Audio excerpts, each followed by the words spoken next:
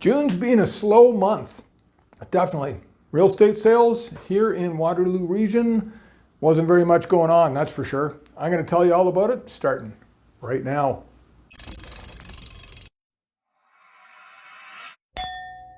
So yeah, you heard that right. Record slow sales volumes for the month of June 2024. We had 672 sales last month, and that's actually down 25% on the 10-year average. Like, that's slow. Actually down 14% compared to just last year. So it's been dead quiet. And that also has bled into prices. Now, I've talked about prices all through any blog post I've put out or video I've put out this year about how slow the market has been, February, March, April, and May. And prices have been mostly flat. And I had commented on that in an earlier video or earlier blog post. But prices typically go like this in a spring market from, start of the market to say June, prices ramp up. And this year has been particularly and basically flat. Now what's gone on though in June is prices have actually dropped, and in a couple segments quite significantly. And that was something that I didn't really expect. And the biggest impacted segment was detached properties. They're down 10% year over year, 4% month over month. Semis was down sharply as well, in both cases month over month and year over year. Now, semis is a very weird segment. There was only like 60 sales across the entire region. And then looking at townhouses and apartment style condos, they were down 2% on the year each and flat month over month. So with regard to prices, yes, our biggest hits was in detached. And that kind of came as a shock, but it's got a lot to do with the slowness really that we've seen this entire year in 2024 for our housing market here in Waterloo region. Now, I want to talk to you about inventories as well.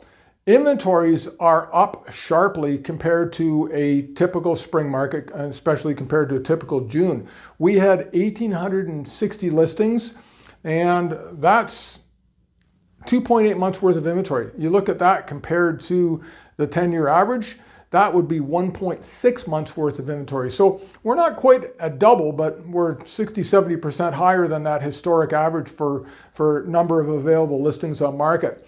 Now, of course, for buyers, that's fantastic news because there's less competition, really, more inventory, and the buyers can spread their luck out, certainly. Now, what's really kind of surprising about this, especially with the decline we've seen in detached prices, was overall months of inventory is at 2.8 months right now. And as I said, that's a 10-year record high for the month of June. But you look at semis and detached, and we are still under 3 months, 3 months being the start of a neutral market. Detached, I do believe, was 2.2, and then semis was 1.3 months worth of inventory. Looking at townhouses, we had 3.1 months worth of inventory, so we're just into neutral market territory for that. Now here's the big outlier, which is what has pulled that months of inventory up so much. That's the apartment style condo segment. They have 6.9 months worth of inventory. That's just a crazy high number, and it's a buyer's market in that segment, absolutely no question about it. So yeah, some big changes we've seen in inventory levels across the region. Now, there's a couple of other metrics I wanted to talk to you about that are really kind of key indicators of how hot our market is, or in this case, how not. And that is days on market and your sold to list ratio. Now, I've been in this game 10 years, and I remember when I started, days on market was typically 30 days. And if you looked at, say, December, January, nobody's shopping, it could be 45 days to sell a property. Well, right now this June, we had 18 days to sell. That's up 3 days from May. So yeah, the market slowed down a little bit. But when you look at, say, 2021, 2022, it was taking 7 days to sell a property. So we've slowed down massively compared to that. Although, looking at when I began my career in real estate, it's nothing like it was back then in 2015. The other metric I want to talk to you about, sold to list ratio, that is not down to normal yet, normal being historic when I started. Sold to list ratios were typically 95% of your asking, and that would be, across the board. We were seeing in 2021, early 2022, sold to list ratios of 130%. Well, right now we're at 102%. That's in the higher segments, that's detached and then oddly enough, well, no, not oddly enough at all. Apartment style condos, they're down at under 100%. I think they were at 98%. So anyways, those are a couple indicators that are showing us how much our market is, is slow and getting back to, modest levels of sales volumes, and we're seeing price decreases and prices being flat. It's slow, no question about it. Now, a couple things I want to talk to you about as to why that's going on. There's, macroeconomic factors behind all of it. There always is in the housing market. It just, people tend to look at it as it's in its own little niche, and it's not. Now, one thing I wanted to talk about, I read a review from Queen's Business Review this morning about how the Bank of Canada calculates the CPI and how they include housing and rental costs in the inflation numbers. Now, right now, Bank of Canada is saying we're just under 3%. Well, yeah, that's great. I'm kind of being facetious here, but you look at how high rents are. Rents are up 10% year over year. Sky high mortgage costs for everybody with rates that give or take 5%.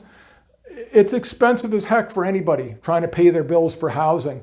And my whole theory on this is nobody's got money to spend on anything else. And that's why the Bank of Canada dropped rates. They didn't drop rates because they were worried about housing. They dropped rates because they had no choice.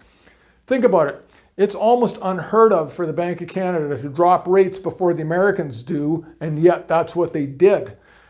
There's talk, I think it's probably accurate, we could very well be in recession right now. Anyways, that's bleeding into our housing market. There's no question about it. And I think that's why we're seeing the slowness. Now, talking about going forward. Well, July and August, they're slow anyways. There are, aside from the wintertime, they're our second slow time of the year. The kids just got out of school last week. It's hot as Hades outside. Nobody wants to be going and kicking around looking at houses in 32, 33 degree weather with high humidity. I mean, I'll do it, but I sell houses for a living. The buying public doesn't want to do that. They're off with their kids somewhere having a vacation, which is awesome. All the power to them. And that makes the housing market quiet in the summertime.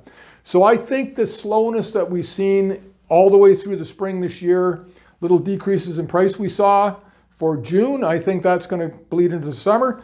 And to tell you the truth, it's going to be interesting to see where that fall market ends up. I could see the fall being slow as well. Gut feeling this is going to be a slow year. Anyways, love putting out these videos about data. I love getting into the minutiae of the market. It's something I thrive on. I hope you like this. It's all I got for you. Have yourself a fantastic day.